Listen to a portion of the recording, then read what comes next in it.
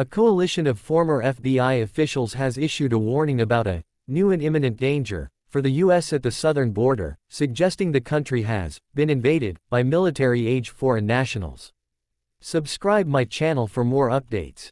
In a letter sent last week to congressional leaders in the House and Senate, the retired officials express our concern about a current, specific threat that may be one of the most pernicious ever to menace the United States. The letter warns, the United States is facing a new and imminent danger, and highlights what the officials say is a threat of an invasion at the southern border, where there were over 302,000 migrant encounters in December after a record fiscal 2023 in which there were 2.4 million migrant encounters. In its modern history, the U.S. has never suffered an invasion of the homeland and, yet, one is unfolding now, they say.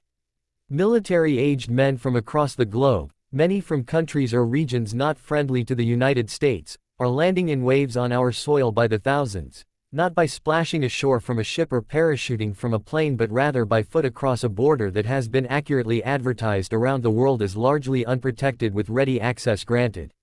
The 10 officials include former FBI Assistant Directors Kevin Brock and Chris Swecker, former Terrorist Screening Center Director Timothy Healy and former Acting Customs and Border Protection Commissioner Mark Morgan, who is also a former FBI superintendent. The lawmakers note the releases of migrants into the country in large numbers, although federal officials have repeatedly claimed that migrants are only released after going through a multi-layered vetting process and biographical and biometric vetting. They also note numbers of gotaways, which are estimated to have exceeded 800,000 last fiscal year, and encounters of those on the FBI's terror watch list.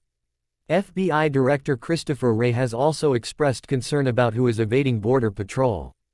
The Biden administration has, however, also said it has greater awareness of the border now and that gotaways are a decades-old problem for the country. With the investments that this Congress has made in the Border Patrol, CBP as a whole, we have greater situational awareness now than I've ever had, Border Patrol Chief Raul Ortiz said in March last year. The former officials express concern, particularly in light of the October 7 Hamas attack on Israel. It is stark to say so, but having a large number of young males now within our borders who could begin attacking gatherings of unarmed citizens, in imitation of 10/7 and at the behest of a foreign terror group, must be considered a distinct possibility, they wrote. We would be remiss not to call out this potentially grave threat in the most direct terms. The warning lights are blinking. They warn that some of the men arriving to the border are from terror-linked areas as well as geopolitical foes like China and Russia. For these reasons, elements of this recent surge are likely no accident or coincidence. These men are potential operators in what appears to be an accelerated and strategic penetration, a soft invasion, designed to gain internal access to a country that cannot be invaded militarily in order to inflict catastrophic damage if and when enemies deem it necessary, they say. They encourage Congress and other federal leaders to take action and pay more attention to the threat. The country has been invaded, an invasion that will continue as long as the nation's enemies perceive it will be tolerated, they say.